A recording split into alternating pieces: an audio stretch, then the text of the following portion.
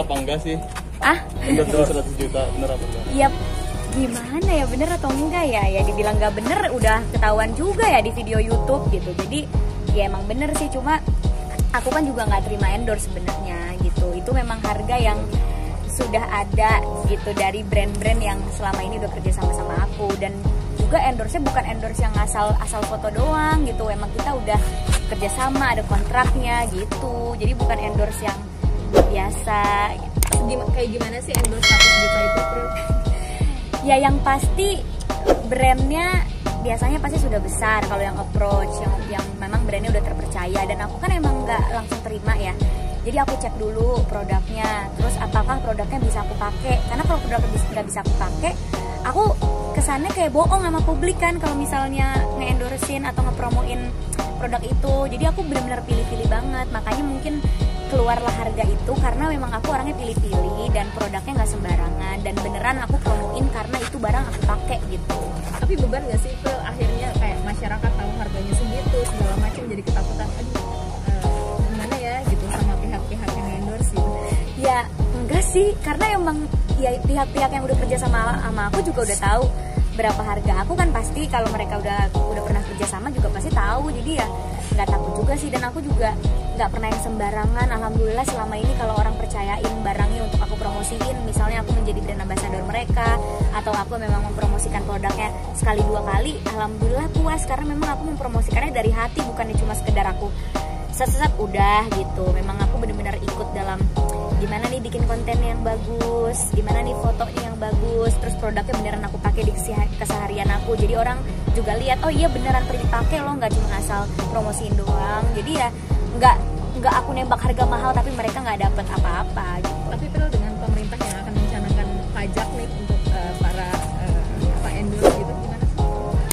Ya kalau emang pemerintah udah ada kebijakan kayak gitu ya kita sebagai rakyat harus patuh kan ya. Dan alhamdulillah aku juga orangnya yang patuh banget gitu, apa-apa lapor. Terus kalau misalnya ternyata endorse ada pajaknya ya udah mau nggak mau kita juga bayar pajak di situ.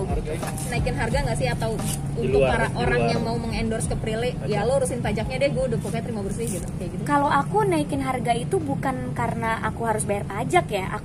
Kalau aku naikin harga itu karena apa yang aku bisa kasih ke mereka gitu, bukannya karena aku nggak mau bayar pajak. Misalnya mereka maunya video, foto, ini itu, ya harganya berapa gitu. Jadi bukannya karena aku nggak mau bayar pajak gue naikin deh, enggak. Tapi kalau harganya memang naik ya berarti yang aku kasih lebih gitu. Kalau pajak dan segala macam itu udah kewajiban aku nggak akan lempar itu ke klien. Tapi ada nggak sih kayak produk-produk yang Prilly nggak terima gitu? Banyak. Apa ya? Ya produk yang kayaknya nggak cocok aja gitu sama aku. Banyak sih, kayak aku nggak ngerasa kayaknya aku bisa pakai produk itu di keseharian aku. Jadinya kalau aku promosiin nanti aku kelihatannya kayak bohong gitu kan, atau nggak cocok sama image aku gitu, atau permintaannya terlalu banyak gitu. Itu ada juga yang kayak gitu-gitu. Oke. Artinya cukup selektif ya Prilly? Oh iya dong, karena menurut aku kalau kita udah terima suatu barang untuk kita promosiin, image barang tersebut akan nempel juga di kita, dan image kita akan nempel juga di barang itu. Jadi harus nyari produk yang emang image-nya sama kayak kita gitu. Kriterianya apa yang utama? Yang pertama dan utama apa? Ya yang pasti have a good image aja sih ya, dan barangnya terpercaya dan barangnya berkualitas. Karena aku nggak mau promosiin barang tiba-tiba karena orang beli gara-gara aku, ternyata barangnya pas dicoba apaan sih nih yang dipromoin Prilly jelek gitu kan, jangan sampai. Pril, dengan seperti kamu. Kenapa? Oh iya itu bener.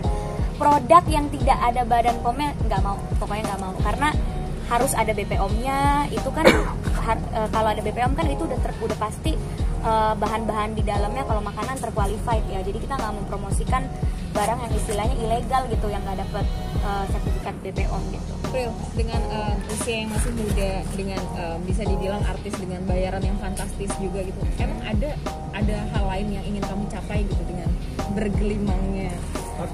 Ini pertanyaan semua orang, bahkan pertanyaan teman-temanku. Kayak apa sih yang mau lo cari lagi, segala macam.